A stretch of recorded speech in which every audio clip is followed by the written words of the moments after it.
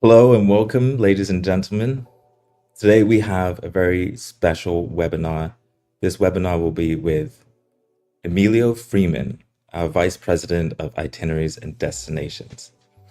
He's just getting set up and he will be here momentarily. So, in this time, I want to thank everyone for being here and let you guys know that this will be a live webinar from SEADREAM I, actually. And the focus of today's webinar will be about the 2027 British Isles voyages, our new selection of British Isles, Northern Europe, Ireland, Scotland, Wales. And in just a moment here, we'll get started live.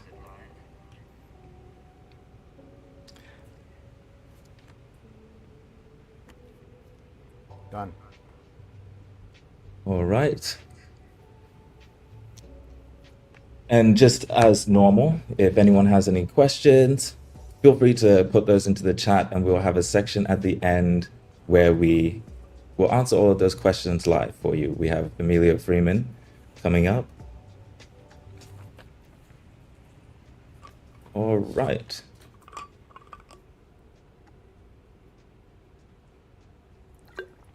Done. So, Emilio, we are ready for you. Okay. Hello. Sorry about that. Yep. Are we on? Yes, sir. Hello, everybody. I'm Emilio Freeman. I'm the Vice President of Destinations and Itineraries for SEADREAM Yacht Club. And I'm here to talk to you about 2027 and the summer season, all the exciting things that we're going to be doing. I just came from outside. We are here in Ile-de-Sant in the islands of Guadeloupe on the southern end. Beautiful day. I wish I could show you what it looks like outside, but we need to find an area that's fairly quiet. I'm in the library. You always got to be quiet in a library. So it's just me, and we'll have a couple of special guests coming up on a few minutes. But I got my clicker, and I'm all set. Let's go through, and we'll talk to you about what we've got coming up for 2027 in the summer season. Okay, so let me just start off by saying what we are not doing. What we are not doing is we're not having both vessels in the Med in 2027. We're not doing it in 25, we're not doing it in 26, and we're continuing on that same process or that concept in 2027. We will have no Dubrovnik and no Istanbul turnarounds in 2027. So if you wanted to do that, you better look at our itineraries in 25 and 26, because we do have a couple that have Dubrovnik. We don't have any Istanbul turnarounds, but we will look at 2028 to return. We have no Scandinavian voyages. We're doing that in 2025, and we're going to expand on some other areas in 2026 and 27. And SEADREAM II will not be heading north. SEADREAM II had the excitement and the benefit of sailing north, so we're going to do something a little bit different in 2027. So let me cut over to tell you about what we are doing. Number one, what we're doing is we've got 44 new voyages to talk to you about. I can't talk to you about all of them today, but I'm going to focus on some of them in this short period of time that I'm going to be talking with you. SEADREAM I is the vessel that's going north, and I'm on SEADREAM I. I'm talking to everyone on board here. They're all excited about these new destinations that we're going to for them in 2027. We're continuing on with our Norway voyages. The ones that we have planned are almost identical to what we have in 2025 and 2026. There's a whole story around that, and I'll get to that about our plans for Norway in a second here. We have more British Isles voyages. What we did in 25, oh no, excuse me, what we're going to do in 26 was such a success in terms of pre-bookings that we've decided we need to do more of that. And hence, no Scandinavia, a lot more British Isles. We're adding 27 new ports, 27 in 27. And in addition, while we're in the Med, we will have a solar eclipse voyage in August on SEADREAM II, a 7-day voyage where you'll be able to participate and see a full solar eclipse on board SEADREAM II. And we can't forget Mediterranean. Mediterranean has been our bread and butter in the summer season. It's where we've covered a lot of great destinations from one end, Lisbon, all the way over to the Greek Isles. We have it all included, with the exception of maybe Istanbul, but the rest is there for you to enjoy. So, this is a little bit of graphical information, but it just kind of captures and shows you what I'm talking about. In 2024, what you see are two green bars, Western and Eastern Caribbean. We're spending about 180 days on each voyage, or each vessel, that cover the Med. In 2025, those bars come down, and you can see some other ones come up. We've got the British Isles a little bit, we've got Scandinavia, and we've got Western Europe included in there. And as we continue on, you can see those bars kind of change a little bit. The red one being the British Isles will actually be growing in 2027. I want to focus on that. You can actually see it a little bit better on this one, where we're just talking about each vessel that's going to Northern Europe.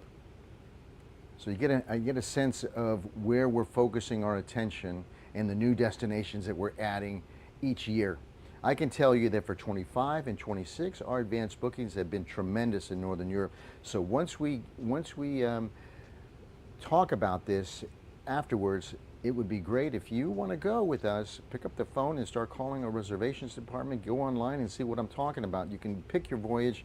Now's the time to book it, well before what happens in January to April. That's really a peak period of time for the travel industry to get a lot of bookings for future years. So I wouldn't want you to miss the opportunity. So let's focus on a couple of the new destinations that we've got included in here. This is a map of the Mediterranean. I'll start off with the Med, and basically what you'll see is that we have about 9 turnaround ports. They're the dots in red that are shown on here, with about 7 new destinations sprinkled out across the Mediterranean. 7 new destinations approximately. In Norway, we have all our new voyages, and going up there in 2027, we have 3 new destinations that we'll be covering, including Brønnøysund. Brønnøysund is actually the home of one of our captains, and we've added it in there because he's the captain, one of the 2 captains on SEADREAM I, so why not take the vessel to his hometown? And there's a very, very interesting, I think it's called Torghatten.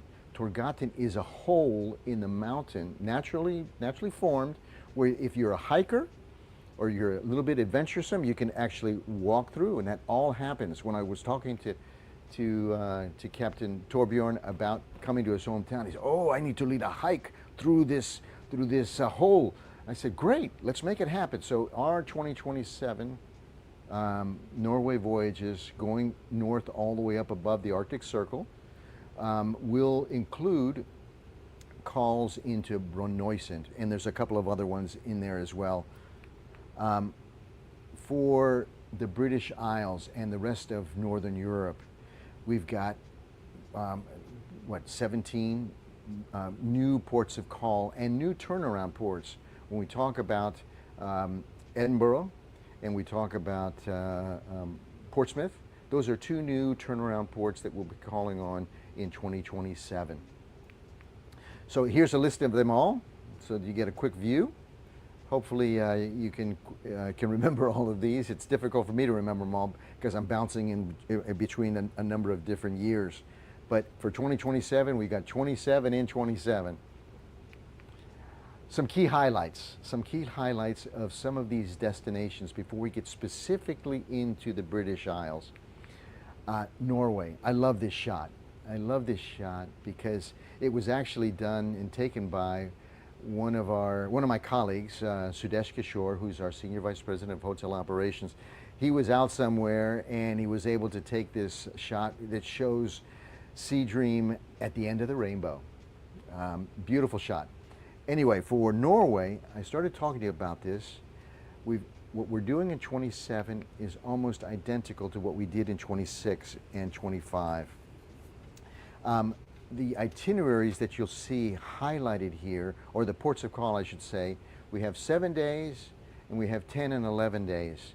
And the 7-day voyages are almost identical to the ports of call that you see on the longer voyages. The only real difference is going above that Arctic Circle, and what you'll see there is spending multiple days in Lofoten Islands, going all the way up to Tromsø, going to Trollfjord, which it's magical seeing the midnight sun when you go above the Arctic Circle. Trollfjord, as I just said, it's a magical place. We'll be playing Edvard Grieg when we come into this Trollfjord area. I can't even describe it. It's like we go in, you have all of these beautiful fjords on both sides narrowing in. The captain has to take his time about going through here.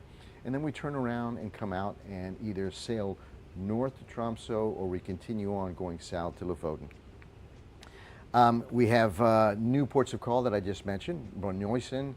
I have a difficulty in pronouncing one of the new ones called Skundeneshaven. And Arendal, if you're a Disney fanatic, you'll know that Arendal has always been played up in those Disney movies, Frozen. We also have overnights in Lofoten. I can't say this for a fact, but I would bet a brand new kroner that we are the only company that takes our yachts north and spend multiple days in Lofoten. This is like Mecca for many Norwegians. Not easy to get to. We spend multiple days. I had, this is for 25, a little sidebar. I had some guests call into our reservations department a few weeks ago and ask, can we go golfing in Lofoten? And I said, I think so. Let's check it out. We talked to our provider, our tour provider, and yes, you can. So we have a golfing experience under the midnight sun, so because it's light almost 24 hours a day, and they will have a great golfing experience in the Lofoten Islands. We sail above the Arctic Circle, and if you know anything about that line, I had to learn about this years ago. Why is there an Arctic Circle? That's the differentiation point between those cities that are above, or cities and villages that are above that line, stay light 24 hours a day in the summer. In the winter, they're dark 24 hours a day. Great time. This is not something that we can deliver, but it's a great time to see the Aurora Borealis. Okay, so then Neil Kiel Canal. I just mentioned about the Kiel Canal. These are some of my own pictures. I was there a few years ago, and sailing through the Kiel Canal is a magical experience as well. Only small vessels can really call here, and they're doing a lot of reconstruction. I was just talking to our port agent earlier today, our German port agent. I said, when is all of this work going to be done? He said, oh, Emilio, this is going to take a long time to complete. We're talking about another 10 years to widen it enough and to redesign and reconstruct the bridges that go over for vessels to go through here. It is an area where, as you're sailing in, similar to what you would see when you're coming into Bordeaux down the river there, beautiful vistas, beautiful scenery. People are standing on the side waving at you and saying hello. And if they know there's Americans on board, they probably bring out their flags. And if they know that you're from other destinations, I've seen this in other calls or passages, other flags. But in this particular case, I saw an American flag, and me being an American, I said, oh, that's pretty cool. Let me take a picture of that. Isles of Scilly. Isles of Scilly is another interesting place that we're going to include in some of these voyages.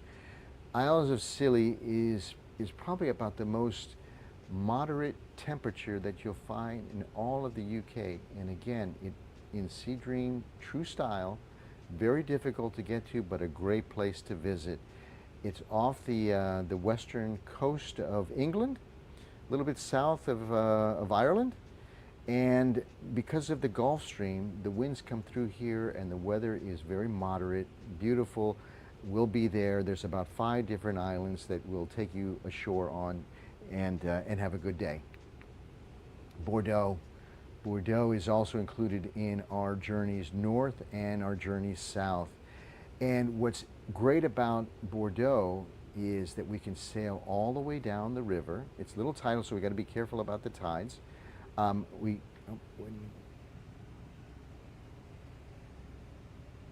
Sorry, one second here. I didn't have my phone connected properly. Okay, so what I'm seeing here is that you can sail down to Bordeaux, and we come right into the center of town. SEADREAM I was there last in 2019. We were alongside. You can walk into town and have a beautiful experience. You're right there in the heart of the wine region. I've shared in many other presentations about this area and other destinations, little lignaps. I don't know if you know what a lignap is. It's a French Creole word, but basically what it means is a little tidbit, a little jewel, a little gem that you can share with somebody about a given destination. You can go online and type in and say, what are the exciting things to do in Bordeaux? You'll find a lot of things going out to the castles and going out to wine and going into the town and some great cuisine. But when I was there, a little lignap for you is I found this little bar. It's called Le Bar Le Vin. Le Bar Le Vin. It's basically means a wine bar, the wine bar.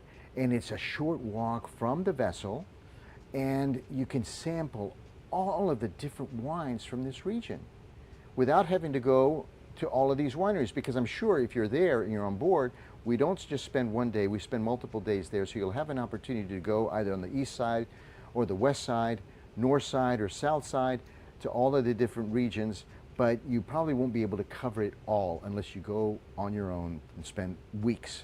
But at this bar, you have an opportunity to sample all the different ones that you may have missed. So I just wanted to share that with you so that if you're on that voyage, go to the Bar Le Vin. Next, Foy. Foy, we'll be coming and visiting Foy, which is on the southwestern side of England. And there'll be a number of other ports, but what I really liked about Foy, I was there a few years ago, and we'll be anchored where the X is shown on this picture, and we'll tender right into the town. It's situated in a little estuary surrounded by these Cornish hills in this town that does get some traffic, but really I believe that only one vessel can come in here at a time. And you can't be too big because it's not a big estuary for big vessels to come into. We call on there, and I will share a little lignap. You can see where the vessel would anchor. This is a picture taken from another vessel that I was on, and we tendered in right where you see that pier. And when you're there, there's a little bit of tides, but if you look through between the two buildings, a little alleyway there, you go down another lignap, and you turn to the left and walk down halfway down the block. There's another really, really cool place called the Ship Inn. You can Google this. The Ship Inn is kind of like a restaurant, but it's also a pub. And that pub has been around since the 1600s. It's a great place. If you really want your shepherd's pie and a good pint of English ale, that's the place to go. And it's very close to where we're going. You have that, you walk around the town, go further in and explore some of the region there. We're right in the heart of the Cornish region of England. Can Ouistreham. I wanted to include this one because Can Ouistreham is another destination that's just kind of emerging. You can see where the red circle is. It's a little bit inland. To get there, you have to sail down this canal. And again, like I was talking about sailing on the Kiel Canal, and when we come through to Bordeaux, you get all these beautiful vistas on both sides. You're going to get that here as well. It's not as long. It's only about 10, 15 nautical miles to sail up there, about an hour more or less to get into Cannes. And then once we're there, you're right in the middle of a beautiful small French city. What it does is give you access to Normandy. It's about the closest destination that you can get to visit those World War II sites, D-Day. I think about Saving Private Ryan and all the history that's there. There's a beautiful museum commemorating that. There's some cemeteries there that you can go visit. It's very close to Mont Saint-Michel, which is about an hour away. There is this is a picture of on the beach, the memorial to D-Day. But it also gives you access to a small town by the name of Bayonne. And Bayonne is a town where there's this 75-meter tapestry. Again, you can Google this and learn a little bit more about this. But it's about 1,000 years old, and it commemorates the battle or the war of the Normans attacking England. It's fascinating. Again, about 70 to 75 meters long in this museum in the town. I wanted to also mention, I mentioned to you about a solar eclipse. Yes, we have a 7-day voyage starting August 1st. You can Google this on August 2nd of 2027. There is a full moon eclipse that'll be happening, and we will sail a little bit south from Valletta, where we'll stop, and in the morning of the 2nd, August 2nd, you'll be able to see a full solar eclipse, and then we'll turn around and continue on going north to Syracuse and Lipari and some of the other great destinations along the Amalfi Coast that we typically visit. So let me just focus in a little bit more on the real meat of what we wanted to share with you, the British Isles. British Isles, I guess about a year ago, or let me backtrack. When I say British Isles, a lot of people get confused. They think, oh, are we just talking about England?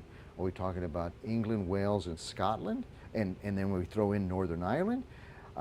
We're talking about all of that, but Ireland is included in that, as well as the Isle of Man. And if you really wanted to include it all, you'd talk about the Channel Islands. But for us right now, we're going to focus on these 6 major destinations within the British Isles. About a year ago, I was on board with our Scottish captain, Captain Michael McLeod. And he got so excited when we finally decided, okay, in 2026 we're gonna go to your country, and we're gonna pull this off, but we need to design this together. And we sat down and we said, God, there's just a wealth of opportunities and things that we could talk about. So what do you think about? What comes to your mind when you think about the British Isles?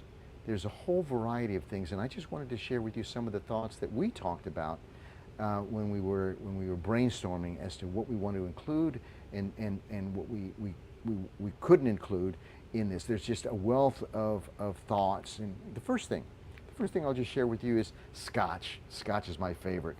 I'm a big fan of drinking single malts, and here you'll see that you have a lot of opportunity if you love Scotch whiskey. It's everywhere in Scotland. Golfing, great golfing. Here is a shot of golfing in Stromness, but when you think about St. Andrews and you think about Montrose, which is the 5th oldest golf course in the world, the birthplace of golf is here in Scotland. I think about the military tattoo, and in Edinburgh, it is something that if you've never done it, should be on your bucket list. We will be in there the 3rd week of 2027, August, and in the month of August is when all of this excitement happens in Edinburgh. I think of kilts, and I think about castles, and I think about Shetland ponies. I think about Loch Ness. I think about all of the different World Heritage sites that are there in Scotland and in the British Isles. I just mentioned castles, and this particular castle, Castle Stalker, is a little bit north of Oban, and it's one that has a lot of great history, very close to Oban, and we'll have the opportunity to visit that as well while we're there. I think about the outer and inner Hebrides. You might think it's a little bit cold, but no, I think it's one of the positive benefits of global warming as you sail further north. I think about the wildlife and puffins. We'll be sailing to a place called Fair Island, or Fair Isle, which is a little bit south of the Shetlands, a little bit north of the Orkneys, and we'll have an opportunity to call here on it for a day. Beatles, you know, when you think about all of the history and the things that go on, the music, we'll be going to Liverpool, and we have that included in our itineraries as well. So some of those thoughts, as we went through them, they were just a wealth of them. I think about royalty. I think about King Charles when he was Prince Charles in Dartmouth, where he went to school at the Royal Navy Military Academy, and where he went to school there in the cafeteria that they had there, with the mess hall, I guess they would call it. He threw a fork or something up on the roof, and that mark is still there. I don't think the fork is still there, but it's there. I think about Robert Burns. You're probably saying, who's Robert Burns? Not many people know Robert Burns, but almost everybody knows Robert Burns. Because here we are at the beginning of December, and I would bet a brand new shilling that you know who Robert Burns is when I tell you. There is, in New Year's Eve, at the stroke of midnight, everybody sings that song, "Shall Old Acquaintance Be Forgot." That song was a Robert Burns song. He was a great poet. He died at a very young age, about 250 years, 200 plus years ago. But a great, great, beautiful poet, was lost before his time. I would put him up there near Shakespeare. He probably didn't hit his peak when he passed away, but there are more memorials and monuments to this guy around the world than many other people. So anyway, these are just some of the thoughts that we came up with when we were talking about the British Isles. So let's get into some of the specifics, and you'll see that what I just told you about is sprinkled in a lot of these different British Isles voyages. We got Norway and the British Isles. This is going from Oslo to Edinburgh, and you see that we have Arendal and Scandinavia included there, Lerwick, to go see those ponies that I was telling you about. Go down to Fair Island, you can see some puffins and some other wildlife. The Orkneys, we got Montrose with the fifth oldest golf course in the world. Dundee, we're spending a full day there, where if you're a golfer, this is your golf cruise. Because at Dundee, we are 30 minutes away, less than 30 minutes away from St. Andrews, your Mecca for golfing. And then we come into Edinburgh on a Friday night, early enough that we're going to try to pull off going and getting everybody to go to the military tattoo event that will happen in there on that particular evening. Going north, from there, from Edinburgh, we have going from one side of Scotland over to the other via the Faroes. The Faroes are a lot of Viking history, a lot of Viking heritage. This whole area has a lot of Viking DNA built into it, but the Faroe Islands, I was there, I don't know, maybe 20 years ago with a Norwegian captain, and we were there. He was telling me in his Norwegian deep voice, Emilio, this is like where the Vikings really come from. The language that they speak here is like the classic old-time Viking language. So it's fairly remote. Going to Runavik and going to Torshavn, and in 2027 we'll be going to Vagar, which is another smaller destination in the Faroe Islands, but beautiful vistas. We'll be spending when we go there, we'll visit two different ports of call. Then we sail south, going in through the outer and the inner Hebrides, and it will end up in Glasgow. We're actually ending up in Troon, which is about a 45-minute ride to the Glasgow airport. Troon, for those people that join us and want to book a back-to-back voyage and have enough time, you could probably do this even on your own without, getting off and spending some time there on your own. But it's very close to the home of Robert Burns, the guy that I was just telling you about, the famous poet. So from there, we continue and have a voyage from Glasgow over to Dublin. And Isle of Islay, if you want to know anything about that, I mentioned Scotch. there's at least 5 different distillers there that are there. So you have a whole variety of choices of single malts, of oak cast scotch, a lot of great scotch that award-winning scotch that you'll find there. Portrush. Portrush gives you access to one of the world's, a UNESCO World Heritage Site, which is Giant's Causeway. Type that in. Go Google that on your own, and you'll check that out and you say, wow, this looks pretty cool. Looks like something that was man-made. But no, it's not. It is all natural rock that is hard to visit, but we will be in Portrush. That's only about a 30 to 60 minute ride away from Giant's Causeway. Belfast, which there's a great museum there dedicated to the Titanic. I think it's an award-winning site.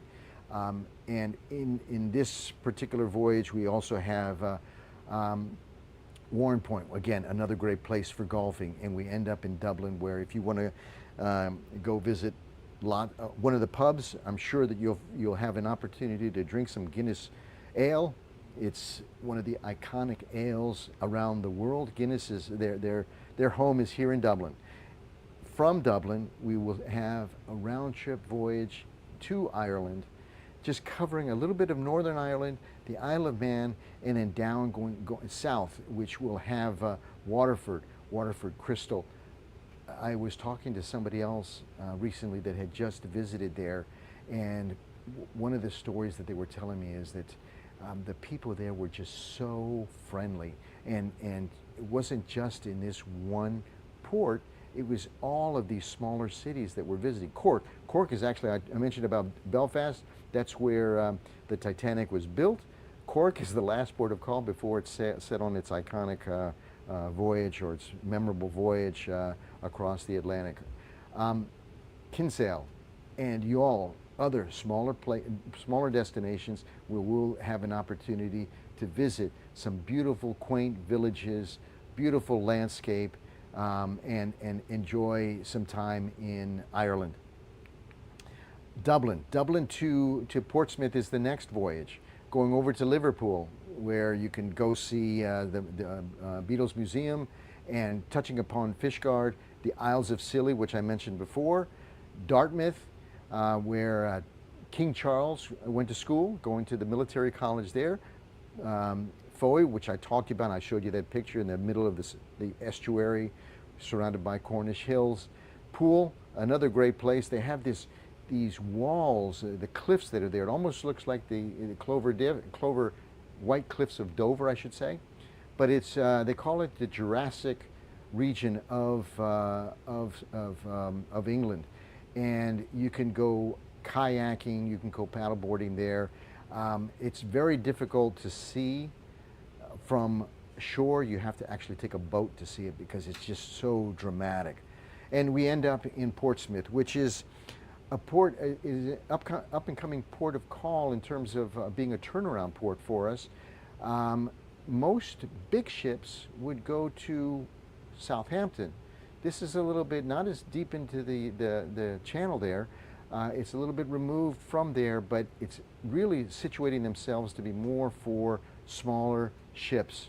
Very friendly, and we'll be calling there in 2027. So then from there, we sailed south to Bordeaux, covering some of the other destinations, and we'll spend 2 days in the Channel Islands, going to Douarnenez, which is another small French port. Belle-Île, beautiful small island off the coast of France. Before we go into Bordeaux, we will spend at least 2 days there on that voyage. So we're all excited about that.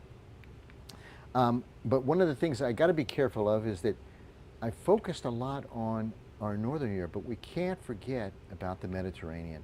The Mediterranean, it's really the hot spot for us. Our bread and butter I mentioned earlier on.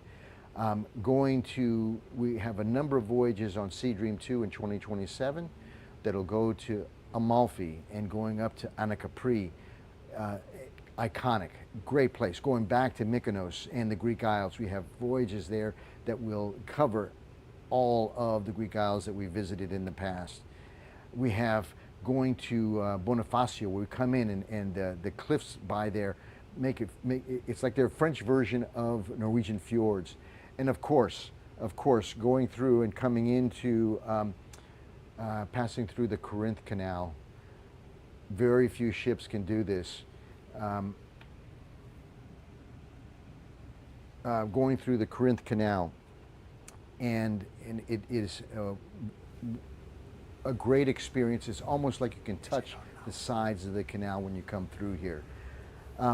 So that, I don't want you to forget that we do have some iconic and great Mediterranean voyages covering the best of the Med when we come through here. So if you recall earlier on what I talked about our deployment, and in 2024 we had 2 vessels in the Mediterranean. In 2025 we're really going to have 1, 26 the same, and in 27 the same thing, which basically means that if you're thinking about coming with us to the Mediterranean, you might want to think about it pretty soon, because if you wait too long, you may get booked out. We may get booked out and we won't offer to you. You'll have to wait and get on a waiting list or come to a different voyage in a future year. So don't do that. If you know, our tried and true guests, they know the best that we offer, and they will book this up, and I don't want you, the new people that are watching this, miss that opportunity. So what I wanted to do next is to really take an opportunity. I'm here on SEADREAM I, and the captain is here, and I'd like to just introduce him. Captain Christian. Captain Christian is here. Hi, everyone. Hey, Emilio. I think that maybe we need to go full screen on this part. Yes, I think there was an issue with No? your camera Okay, I'll feed just really continue quick. on. Captain, All right. you are here. We're very excited about you joining us. We're very excited about all of these new destinations that we're visiting. And I just wanted to ask you a couple of questions. Like, next year, you're Finnish. Correct. I That's think you're, correct. where are you from? In From Finland? the southwest coast of Southwest Finland. coast, So okay. 20 minutes from the mainland. Very close. Okay, so SEADREAM II next year will be Correct. coming to Finland. In July, yes. And will you be there? Well, I will not be on board the SEADREAM 2, but I will try to make the yacht when it goes to Finnish ports, Helsinki, Turku, and Mariehamn. So I'll try to be there. Okay, great. And it's you know, to have you there, like I talked about Captain Michael and all the things that he was doing to help me prepare. I've talked to Captain Torbjorn, who talked to me all about Rønøysen, which is in Norway. But all of these new destinations that we're visiting, you'll be at the helm in 2027. Correct. How are you preparing for what we're going to be doing in 2027? Well, I have to say that it's quite a bit of extensive planning. It's different type of environment. It's a lot of navigational plans. It's a lot of new routes. A lot of these places are new to us, but they are very exciting places. So we are very happy for it, and we're in good progress. We're almost done, so everything is ready. That's great. That's great to hear. Don, I think you're in the background there. I just wanted to turn it over to you. I'm sure we've got lots of questions. I just wanted to turn it over and ask you to tell me what the first question that we have is. Yes, first of all, really quickly, Emilio, I think Hello, there is Don. a. Come Can you on, hear me, Don. Emilio? Yes, I hear you now.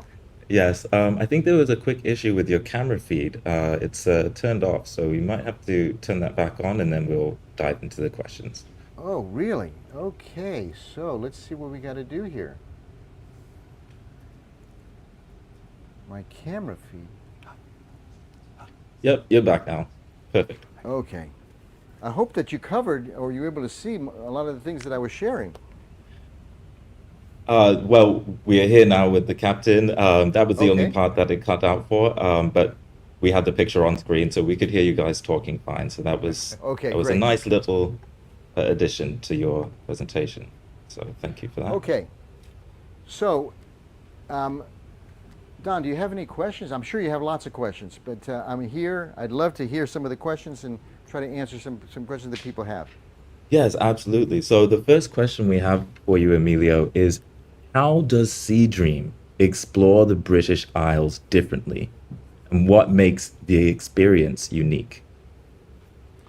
Well, I can tell you, first of all, the temperature in the areas that we're visiting the temperature is very moderate. It's a great destination to visit the further north you go. I would actually say that it's one of the positive benefits of global warming. People think that it might be too cold, but not really. And I'll also say that it's an opportunity to visit some of those places in the outer and inner Hebrides, the Faroe Islands, going north above the Arctic Circle, that in true SEADREAM style, taking you to some destinations that are hard to get to on your own. Here we are. I'm giving an example here. Here we are. We're in Ile-de-Sant, and it's off the mainland, which is Guadeloupe, but it's part of the country. And to get here, you got to take a ferry, and it's very difficult to get to. So, when I mentioned SEADREAM style, we'll take you there. A lot of these destinations that we're calling on are not ones that you can easily get to. Thank you for that. That's really some great insight as well. We have a few other questions as well. Let me dive into this one. It's actually about the cuisine. They want to know, will SEADREAM be offering any authentic British cuisine around any of these voyages?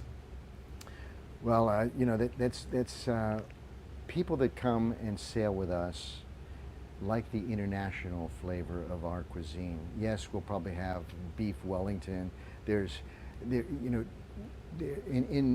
Britain, there's a lot of these bistro bars and pubs popping up that take like a shepherd's pie and they enhance it, and they bring it up to nouveau standards, if you will. With us, we'll continue on with the same types of international cuisines, plant-based, vegan, as well as all the other variety of foods that we offer. And if you have something special that you desire, our chef will do that for you. We'll continue on the same type of cuisines that we've offered in our traditional voyages in the Mediterranean and the Caribbean. Awesome, that's great to know. Another question is about the St. Andrews Golf Course. Will SEADREAM be having any tea times? Will that be available for guests? We will have to work through that, but yes, it's 3 years, almost 3 years away, 2.5 years away. But we will work through that, and we will we'll work with St. Andrews to figure out some tea times, and then have those available for guests. And it's more of a concierge type of experience, in that sometimes you don't know if it's 2, 4, if you want to go 9 or 18 holes. It depends upon the amount of time that we'll actually be in port. We're planning on being in Dundee for a full day, and I think we're actually arriving in the evening on one night. I should know this off the top of my head, but I can't remember all of it. I know that we're there for a full day, and we'll offer experiences to St. Andrews if you're a golfer. That's lovely. So, what other? Let me ask this the right way. Will SEADREAM be offering other YLAs, or will they offer the marina and other activities for guests? Yes. Yeah, what we're looking at doing is a lot of the things that I mentioned to you in this 45 minute presentation. Those iconic places, when I think about Giant's Causeway, when I think about going to Loch Ness, when I think about going and visiting Scottish whiskies, the Titanic Museum, those are just the ones that come off the top of my head. We will create yachting land adventures that will cover all of those destinations. Now, they're not in the pipeline yet. We are in discussions with the tour operators that we will work with, and design them in true SEADREAM style and make them available for guests to pre-book. As it relates to the marina, well, that's a tough one, because it's really dependent upon a few issues. The biggest one, the very biggest one, is the weather. The weather is paramount here. The second one is really governmental officials and the rules and regulations that each of these destinations impose. We're covering, and we're going to a lot of, I'm going to call them fairly bigger ports in some of these regions where there's a lot of rules and regulations. So we got to abide by what they tell us. The third thing is whether we're at anchor or alongside. If we're alongside, then it's a little more difficult to offer the marina. But we will look to try to do that. Paddleboarding, kayaking. I know that when we go to, I should also mention the jet skis. When we were in Norway, going into those fjords where it's nice and tranquil and quiet, there are lots of opportunities to do that. And we will be doing that in 25, 26, and again in 27 in Norway. And when we get it over to the British Isles, we'll look to see how that's going to be. And again, the biggest obstacle, I shouldn't say obstacle, but the biggest issue will be the weather for that particular day.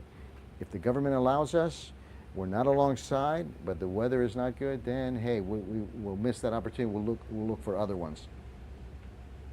Okay? And that's great to know. So this last question is about, it's a question for you specifically. It says, Yeah. which of these destinations are you most excited about? Oh, which destination am I most excited about? That that's a tough question. That's a really tough question. It's like asking a mother which one is her favorite child.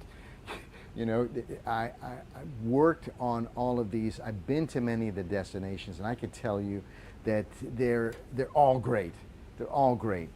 Some of them I haven't been to yet. We'll make sure that if I'm not there, somebody else from our team will have visited there. But I can tell you that they're all iconic, great destinations that will deliver a great experience in true SEADREAM fashion. Okay? Thank you. So I don't want to run out of time, but I do have some of our officers here, and I wanted to say that what we have, I'm on board SEADREAM I, and come on in. I have some of our great officers here that will help deliver on board what we just talked about. We've got Jamie, we got Christoph, we got the captain. Hi. Hello, Hi, And everybody. I wanted to